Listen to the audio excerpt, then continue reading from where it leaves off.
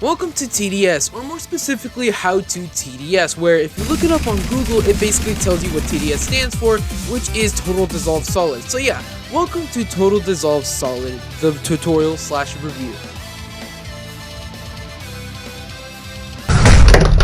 Once you successfully spawn into the lobby, you'll be met with two things. Number one, a giant open lobby with a lot of colorful stuff and banners telling you what games to play and everything else. Also, please don't judge me, I'm on a diet. And also, the second thing is 80% of the chance in chats, people will be typing ABC for God knows what. Now, I didn't know what ABC stands for or what the hell they were talking about, so I asked a friend and they said it was something about Adopt Me, so 80% of people who type that have played Adopt Me, so yeah, actual children. Heading on over to the left side, you will be able to see a bunch of elevators to the right and left side of your screen, and each and every single elevator has a minimum amount of people that can join on one, which is 4. Now, also in the elevator, you can see what map they're playing, and it has a different variety, which we'll get into much later. However, if you want to play with other people, just hop in the elevator with them, and if you don't, then you don't want to, or you could just go on your own. Once you've successfully loaded into the map, aka falling from heaven and just basically breaking every single limb in your body, you will be met with obviously the map and also the 3 game modes, aka the difficulties: easy, molten, and fallen. Now I'm just gonna translate this to easy, normal, and then hard. So yeah, you can thank me for that. Anyway, you'll be able to choose whichever one except Fallen if you are lower than level 15, I believe. So your friends can do it for you. aka your teammates can choose it for you. However, you can't until you're basically a little bit higher level. And then the game starts. And the first thing you need to do is place down whatever people you have in your inventory in order to defeat them. As you deal damage and eliminate the zombies, you will get monies. And also at the end of each wave, you will get a wave bonus, which is basically a small reward for successfully surviving the current wave. As waves come and go, it'll eventually get more and more challenging with more enemies per wave, and also newer enemies are being introduced that require specific counters to eliminate them. Your objective is to prevent the enemies from reaching the running marathon goal, which is this giant hole in the wall that is basically like your home base or something, I don't know. And as enemies do reach the goal, they self-kill themselves and they instantly die, which basically, when they reach the goal, they will take however amount of HP they had to your base. As an example, if an enemy had 132 HP and they reach the end, aka your base, they will take 132 HP from your base. So if your base reaches a 0, you lose instantly. So preventing the enemies from reaching the end is super important.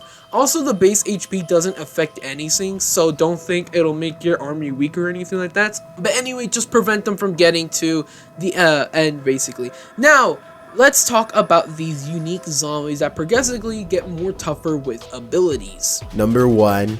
As an example, the first enemy you encounter is the regular zombie with typically low health progressively, and they progressively get in groups, so really not that bad at all. The next enemy is a fast zombie, which are faster zombies but have low health, which aren't really a challenge. And then after that, you will encounter the slow zombies, which are a regular zombie, but they just take up more damage and are a bit slower, so they're also not that too big of a deal. And then finally, you face off the normal boss, which is just a bigger regular zombie. So yeah, that's about it. Well, that's about it from what I'm talking about. And then, you know, the higher rounds, aka waves you go on for, the more difficult the games become, which is why strategizing and having better units is very important. Some enemies will be way too fast and are able to spawn more enemies. Yes, there are enemies that can literally spawn more. There's also enemies that can, you know, temporarily stun your units, but those are mainly final boss abilities or in fallen mode where enemies do that. So in easy and in molten mode, you don't have to really worry about that apart from the final boss. And these waves, aka games, typically go on until wave 30 for easy mode, where you fight the final boss. However, for molten and all the other game modes, it goes on until wave 40, and that's basically for every other game mode except easy mode. Number 24. After defeating or losing a game mode, you will earn coins and XP. XP allows you to, well, level up and have more base HP as you level up. Coins are used to basically purchase the next thing we will have to talk about, which are and I quote this, towers. Look, okay, these are not towers, they are people. If you look up what a tower is, you get a building that is very tall and, you know, not a living being. So I played a lot of Halo Wars when I was younger, so I'm forever gonna call them units since they're people and actual living things. Have a problem with that? Fight me. So there are a ton of different units to choose from. However, some require a specific level to basically unlock / get. aka to get, basically. But when you do get to that appropriate level to unlock them, sometimes they'll ask for, you know, a payment of coins, even though they needed a specific level to unlock them. It's just dumb. So yeah, you've basically been duped. But aside from levels, every unit requires a certain amount of coins to unlock, and obviously the more amount of coins, the stronger and better they are. There are about 5 different types of units in this game, and I'm gonna try to be talking about and going into explicit detail about which of these units are which. There are the standing units types, which are basically not moving people that stand around attacking any nearby enemies. So yeah, the very common one.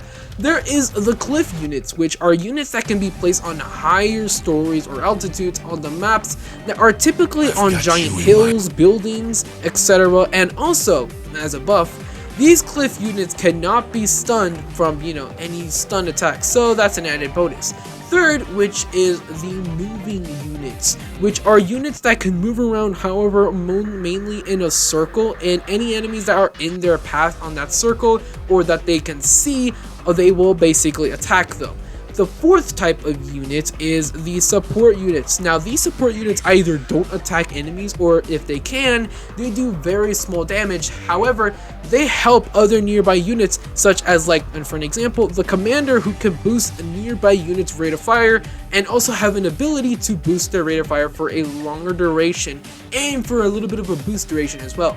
Finally, there is the fifth spot on the types of units, which is the units that can spawn other troops over time, and these troops can run on the same path as the enemies do, but where your base is, and you have to travel and basically travel to where the enemy's base spawn is until they basically die, until they've reached a survivor, until they've reached an enemy, or because they cannot stop, or if the enemy reaches them by reaching the enemy base, where they go into their world or something like that. So yeah, they'll eventually die, however, they are very useful. And those are the 5 unit types. Now let's go over the different sections on what they separate from others, and also their uniqueness.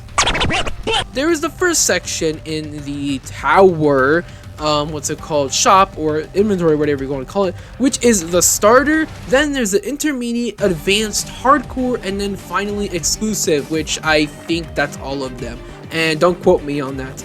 Each of these sections have different types of units that are ranged from being okay and then to being amazingly good. Here are a few units that we can talk about. In the starter, we have the Demo Man, who throws a grenade, or just grenades really, that deal explosive damage with a decent blast radius to damage multiple enemies. So it's great for beginners, and that's about it, just for beginners really. Intermediate section provides, well, the farm. Yes, like a farm, like literally a farm. And why is this thing literally so powerful that everyone uses? Well, you won't get this. It provides you a bonus of money at the start of each wave, and the more you upgrade the farm, the more money you get. And also, at max upgrade for a farm, you get $1,500. And that's just one farm. You can have up to 8 farms, and basically you will get so much money when they're all basically maxed together, or just even all together, really. The military base sends out military vehicles every 30 seconds or so, which run over enemies on the path, aka the path that literally enemies walk on to basically get to the end, and also continue to do that until they are either destroyed, because, I mean, they take damage as they run over enemies, and also upgrading them basically gives them more HP and allows them to shoot as they are on the way. The medic is a support that is pretty good. Well, why? Since, I mean, troops can't die. Well, they do deal low damage at the start of every wave. However, at the beginning of every wave, they heal your base HP, and the more upgraded, the more HP. And also at max for a medic, they can cleanse any troops that have been temporarily stunned from enemies and bosses as an ability to use any times with a 30-second cooldown in their radius. Now, the advanced section. They offer units such as, like, for an example, the minigunner with a high rate of fire but low damage. However, upgrading with more minigunners just drains the life out of enemies. The turret, a high damaging unit with a pretty big attack radius and is very expensive to upgrade, but is very worth it. DJ is a support that can boost units' attack range, and get this, gives a Black Friday discount to units and upgrades in its radius. Very nice to have for those expensive units. Then we have the hardcore section, with only 2 units that can only be purchased with the brand new currency when reaching level 50. There is, of course, gems that can only be earned in hardcore mode, aka a super hard game mode where everything is so much stronger, such as enemies, abilities, and so many disadvantage effects to you, which I will go another time since I don't want to get into that.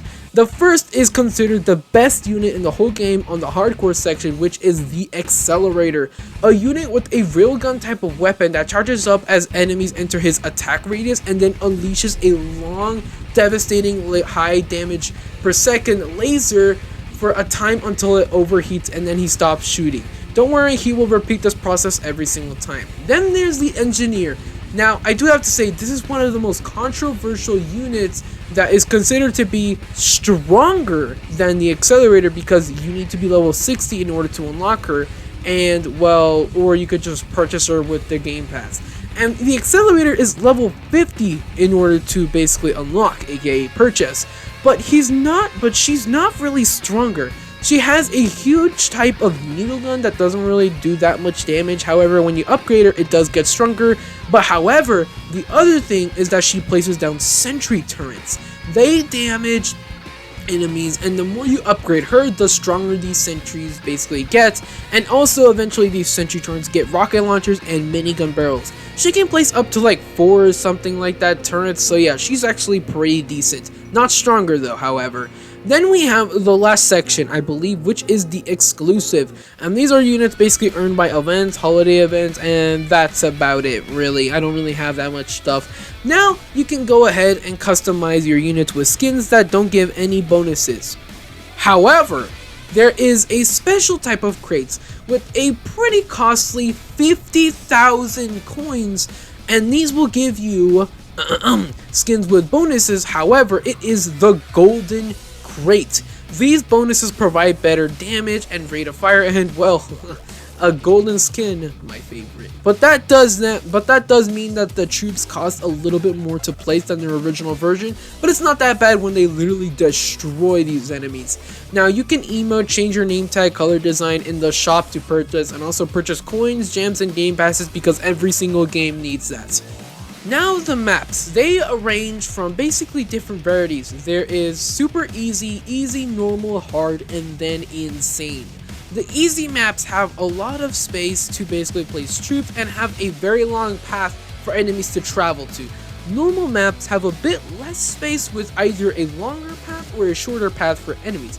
Hard maps have even less space for your units and mostly have shorter paths. And then finally, insane maps that have even less space for units and have paths that for enemies can reach the end in like 30 seconds or so. So yeah, they're pretty brutal. Now, as you level up, you will basically unlock more units, but also will get the 3 new areas down the hallway with 3 new pretty good looking bosses, except the middle one. And there are also different game modes, and also you will unlock the very difficult hardcore mode, which is basically at level 50. And that's really everything you need to know on how to TDS. Well, see you guys all in about 42 years.